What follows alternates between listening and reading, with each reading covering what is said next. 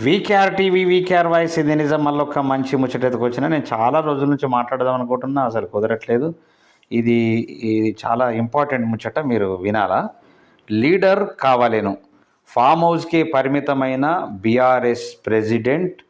అదేవిధంగా కీలక సమయంలో వర్కింగ్ ప్రెసిడెంటు ఆబ్సెంటు, వరదలు, హైడ్రా ఇష్యూ టైంలో ఫారెన్ టూర్లో, పిఏసి చైర్మన్ వివాదం సమయంలోనూ ఇతర దేశాల్లోనే, కేసీఆర్ కేటీఆర్ నుంచి లీడర్కు నో గైడెన్స్, మరో లీడర్ అవసరమని పార్టీ వర్గాల్లోనే జోరుగా చర్చ.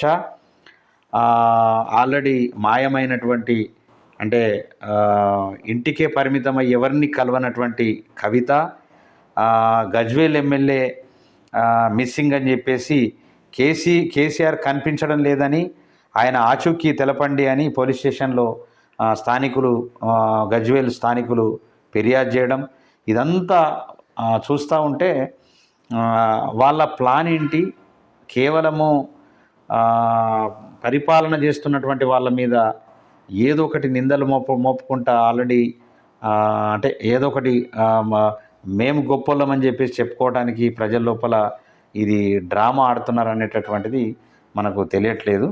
వాస్తవానికి ఏదేమైనప్పటికీ ప్రజలు మాత్రం వీళ్ళని నమ్మేటటువంటి పరిస్థితి మాత్రం ఏమాత్రం కనిపించట్లేదు. వీళ్ళ ప్రతి డ్రామా ప్రజలు ఆల్రెడీ గమనిస్తూ ఉన్నారు. మరి ఒకవేళ మూసి సుందరీకరణం చేసి ప్రజలకు గినక కాంగ్రెస్ పార్టీ అన్ని విధాల సహకారం చేస్తే, అంటే ఎందుకంటే బాధితులకు, హైదరాబాద్లకు చేస్తే డెఫినెట్గా రాబోయే రోజుల్లో కాంగ్రెస్ పార్టీకి మంచి అవకాశం ఉంటుంది, వాళ్ళను నమ్మేటటువంటి పరిస్థితి కూడా ఉంటుంది.